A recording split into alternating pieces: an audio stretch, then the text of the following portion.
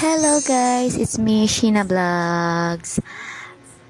Welcome to my mini vlog guys. Ayan, for today's video guys, ayan, kakain ako ng pansit canton dahil nga po nag-crave ako guys. Dali-dali ko nga lang po siyang niluto and then, nga po pala guys, siguro na pinakita sa inyo kung paano ko siya niluto guys. Ayan, ibinabad ko na lamang po siya sa mainit na tubig guys kasi nga po gising na yung baby ko guys.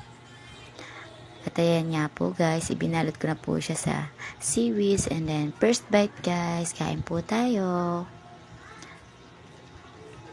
Ayan sa mga nag-crave po dyan ng seaweeds, ayan guys, perfect po siya para sa pansit canton guys. Ang sarap po guys, tapos sabayan mo pa ng kanin guys, ayan. Talaga masisira yung diet mo.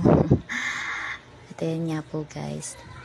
Tuloy lang po sa pagkain. Syempre po, ang sarap po kasi. Yan po kasi yung crave ko ngayon, guys. Nag-crave po talaga ako ng seaweeds with pancit canton, guys. Kasi nga po, napanood ko siya kagabi sa YouTube, guys. Yung mga nagmumukbang, guys. Kaya, ayan. Naisipan ko din magluto ng pancit canton and then, sabayan po ng seaweeds at ng rice, guys.